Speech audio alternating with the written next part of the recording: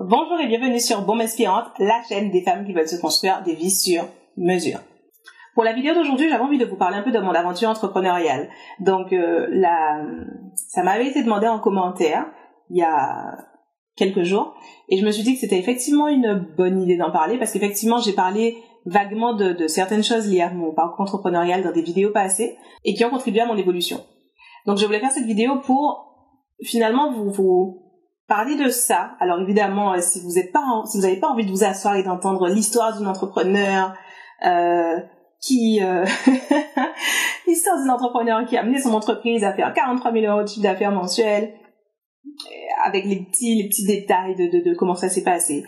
Je vous invite à passer aux vidéos suivantes, plus concrètes et plus ciblées sur des conseils précis pour mener ses projets à bien. Voilà, cette vidéo va être...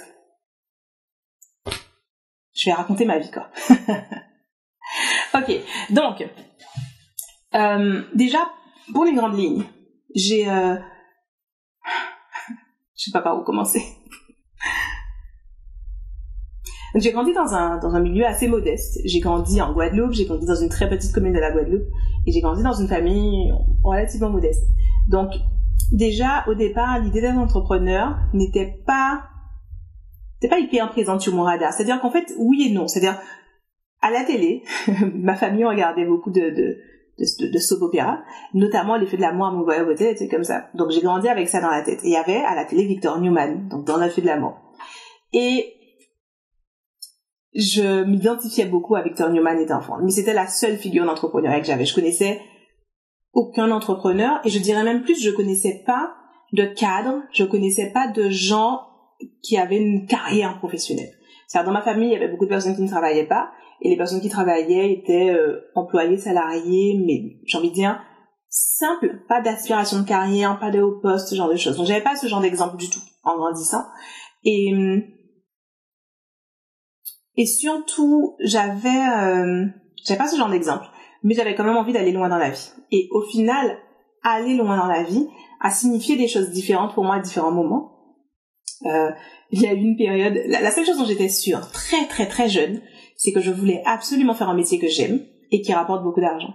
Ça, c'était dit, en fait, ça a été ancré dans ma tête au moment où mes parents se sont séparés. Un truc très marquant dans ma vie, j'avais 9 ans, et à partir de ce moment-là, ça a commencé à être très très très difficile pour ma mère, ma sœur et moi, du coup, sans le salaire de mon père, sans l'apport de mon père, c'était déjà pas hyper glorieux à la base, mais c'est devenu vraiment difficile. C'était des années très très difficiles.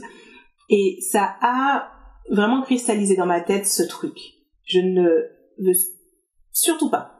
C'est hors de question que je vive une vie où l'argent est un problème. C'est hors de question que je vive une vie où je dois lutter pour joindre les deux bouts, je dois lutter pour... les trucs basiques finalement de garder un toit sur ma tête, manger et vivre une vie normale.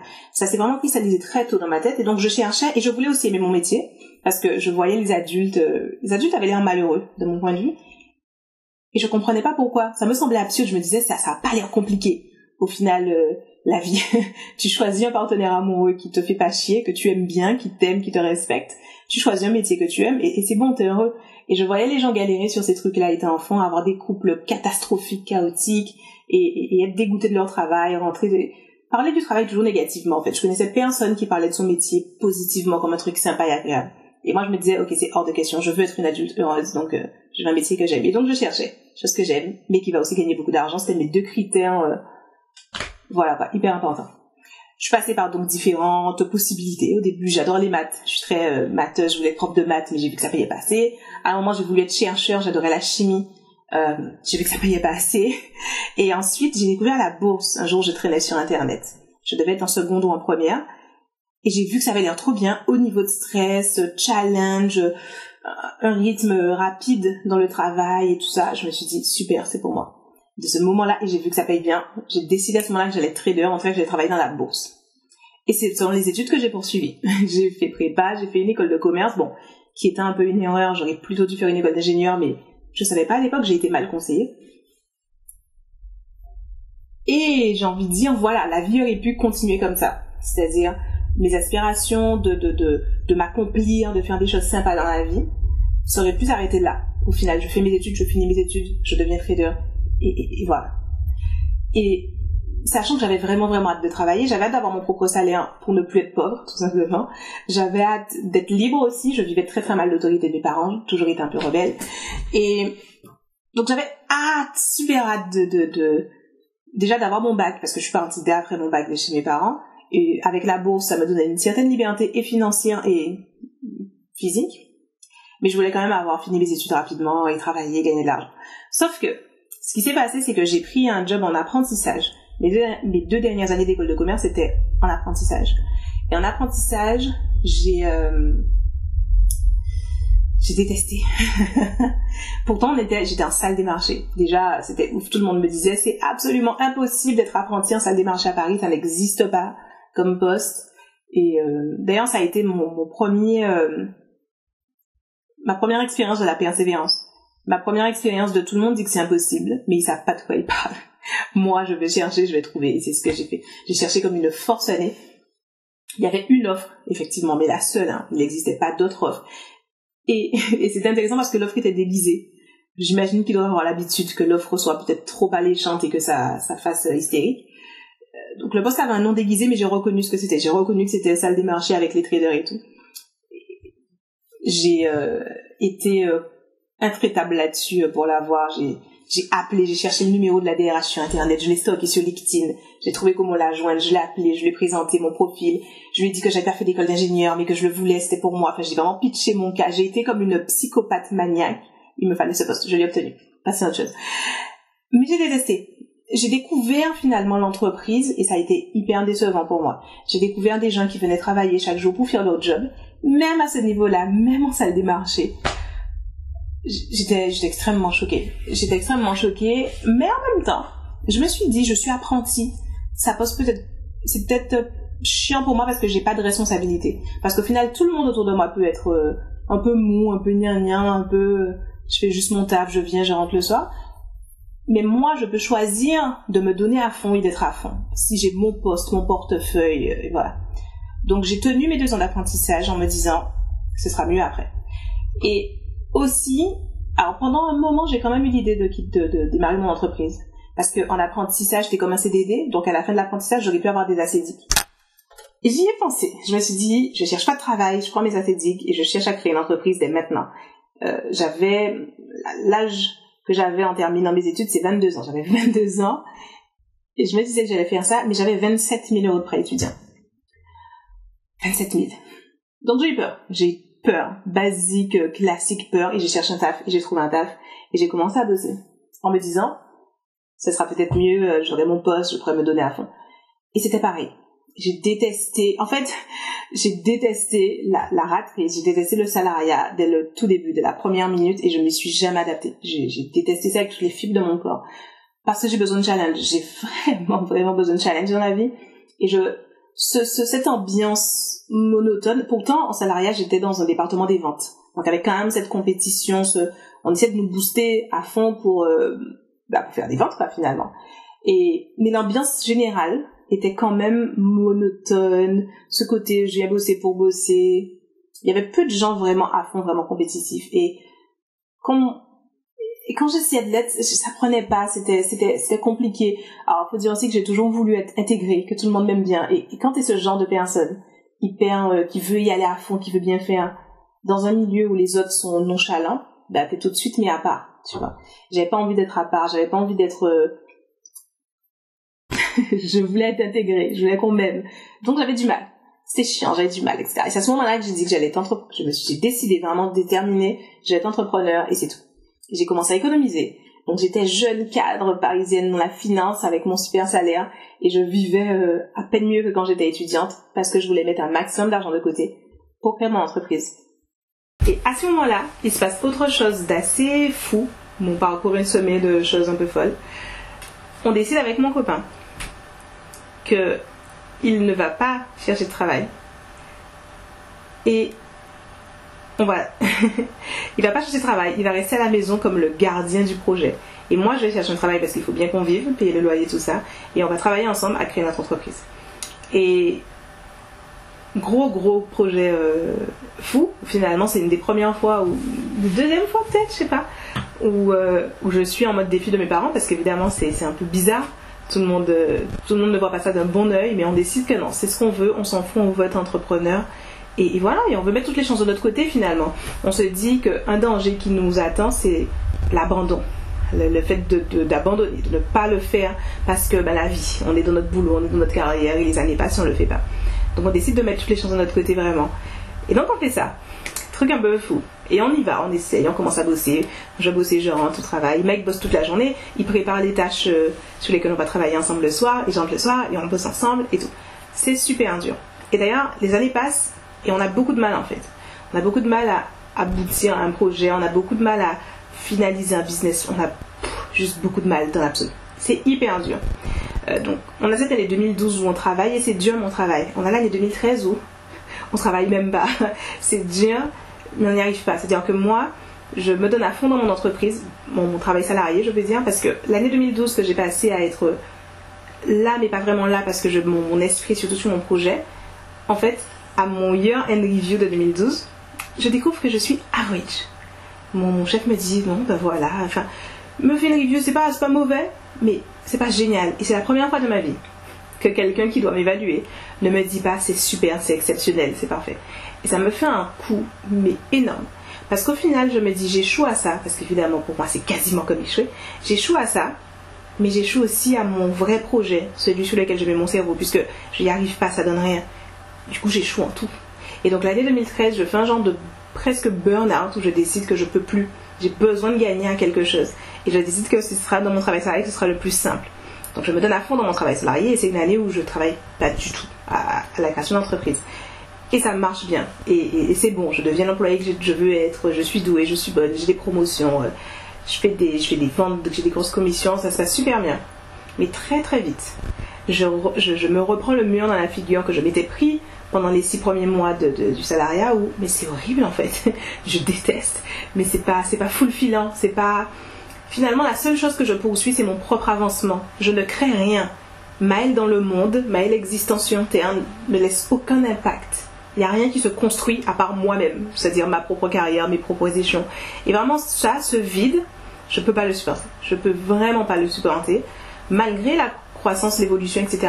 Et à ce moment-là, je comprends que j'aime les challenges, mais il me faut plus que ça. Il ne me faut pas juste un challenge. Il me faut du sens. Et c'est à ce moment-là que j'ai un souvenir très précis, c'est fin septembre 2013. Je suis sur le toit terrasse de l'entreprise, je travaille avec une collègue et on parle de ça, du fait que c'est chiant, c'est nul, il n'y a pas de sens, c'est vide. Et je sens qu'elle est résignée, elle est en mode, mais c'est la vie presque. Et moi, je sens une incapacité à me résigner en fait. Je sens en moi, je crois percevoir ce qu'elle ressent. Et elle avait au moins 6 ou 7 ans de plus que moi. À l'époque, j'avais 24 ans en 2013. Et elle avait 30 ou 31 ans. Donc peut-être que c'est une différence d'âge qui fait que bon, au bout d'un moment tu te résignes, j'en sais rien. Et j'étais incapable de ressentir ce qu'elle ressentait. Moi j'étais révoltée. Et à ce moment-là, je décide que je vais pas vivre malheureuse comme ça. C'est pas possible, c'est pas moi. Et je décide à ce moment-là que, ok non, ça doit changer, je dois changer quelque chose. Plusieurs mois passent pendant lesquels j'ai décidé que je vais changer quelque chose, mais je sais absolument pas quoi faire. Je suis perdue. Donc l'angoisse monte. Jusqu'à arriver à la fin du mois de janvier 2014, à ce stade, où là je décide, ok, pour l'entrepreneuriat, je sais pas quoi faire, j'ai pas d'idée, je sais pas ce que je vais faire, je sais pas comment, je suis perdue, mais je vais au moins faire quelque chose, changer quelque chose. Donc là, je décide que je vais juste changer de job. Je me dis, tant pis, je vais changer de job, je vais chercher quelque chose qui aura plus de sens, qui sera plus fun, enfin je sais pas, mais je vais changer quelque chose. Je veux plus me morfondre. Donc, je commence à chercher du boulot et j'obtiens tout de suite des entretiens, donc ça va, il y a en particulier un poste qui m'intéresse. Et parallèlement, avec mon entreprise, s'ouvre l'option de négocier un départ. Un vrai départ. Donc là, ça ouvre la possibilité que, même si je ne sais pas encore ce que je vais faire dans mon entreprise, mais je peux partir. Et partir avec des assédiques. Mais ça va être difficile, c'est pas gagné. Ça va nécessiter de la négociation, du travail, etc. Mais c'est une possibilité. Donc je commence à poursuivre ça. Je vais voir mon chef et je lui dis, je veux partir. Il me dit comment ça, pourquoi, nanana. Je vais te nos meilleurs éléments. Et je lui dis non. Et là, gros coup de bluff. Il me dit, mais qu'est-ce qui se passe? Donc je lui explique ce qui se passe et il me dit, donc qu'est-ce que tu es en train de me dire? Si je te laisse pas partir tu démissionnes quand même. Enfin, il me demande un peu, est-ce que je suis en train de faire un quitte, est-ce que quoi qu'il arrive, je pars? Et je comprends qu'il entend par là, si j'ai pas l'intention, si c'est pas définitif, si là tout de suite il a pas perdu Maëlle, c'est fini Maëlle part, finalement il me laisserait pas partir, il m'aiderait pas dans cette négociation avec les ressources humaines pour mon départ. Donc je lui ai dit, c'est ça, je pars, c'est fini, je pars quoi qu'il arrive. Ce qui était assez vrai, puisque de toute façon j'étais dans un processus d'entretien à côté. Et de là commence une période où j'hésite, parce que je cherche un job, et en même temps, je cherche le départ. Et les deux c'est deux voies différentes. Une, je reste salariée, je continue de bosser, et l'autre, je fais le grand saut. Et j'ai peur, je suis un peu, voilà. Et en plus, les négociations sont pas faciles avec mon entreprise, donc c'est intéressant de l'extérieur, je suis sûre et certaine dans mes négociations, je veux partir, je vais créer une entreprise, je change de carrière, c'est hyper important, etc. Mais à l'intérieur, je suis liquéfiée, pas sûre du tout, pleine de doutes, mais je tiens. Et je continue de passer le processus d'entretien avec l'entreprise, l'autre poste que je vise. C'était assez fou. Et vient un moment où je rencontre le big boss de l'autre entreprise. L'entretien se passe super bien. D'ailleurs, j'étais super en retard parce que je m'étais trompée de date. Ils ont dû m'appeler pour me demander de venir. Par chance, j'étais à côté. Enfin, tout un délire. Et l'entretien, en fait, se passe super bien. Et le mec me dit qu'il me voit pas dans les bureaux de Paris parce que c'était une entreprise très traditionnelle et je ne le suis pas. Par contre, il me voit super bien à Londres ou à Chicago. Il faut savoir que j'ai toujours voulu habiter à l'étranger. Donc, oh mon Dieu. Donc, je suis face, et il me propose vraiment le poste. Donc, je suis face à la possibilité de partir à Londres, ce qui est un de mes rêves. Vraiment, c'est pas Londres en particulier, mais juste vivre hors de la France. Vraiment vivre travailleur de la France. Je suis face à un rêve. Et en même temps, du côté de mon entreprise, les négociations avancent plutôt bien. J'ai trouvé quelqu'un pour me remplacer. Mon chef l'a accepté. Donc, si ça se valide par la deuxième chef, la N+2, c'est bon. Je commence à former cette fille, elle prend ma place et je peux partir. C'est fait. Deux rêves. Entrepreneur, je m'en vais, je les ai assez dit. Mais oh mon Dieu, un job à Londres, super salaire, super poste, etc. Et on me le propose, c'était même pas prévu. C'est un honneur. On me le propose parce que voilà, il m'a regardé, il m'a dit, toi, je te veux là. C'était le déchirement total. Terrible. Terrible. Et à ce moment-là, je décide de choisir ce rêve. Je rejette la proposition de poste de Londres. Horriblement douloureux, mais je le fais. Je me dis, ok, c'est pas, tant pis quoi, ça a l'air trop bien, mais au final je me suis projetée 20 ans en avant. Je me suis dit à 40 ans, donc j'avais 24 ans, j'ai 44, 45 ans, à quoi ressemble ma carrière si je choisis cette voie? Je suis une personne ambitieuse, j'aime me challenger et tout. Je me suis dit à 40 ans où je me vois dans cette voie. Je me suis dit je me vois au moins chef de département. Je me suis dit ok, et je me suis imaginée dans le meilleur des cas, genre un super poste à New York. Tous les jours je travaille au 43e étage d'un building où j'ai vu sur tout Manhattan et machin.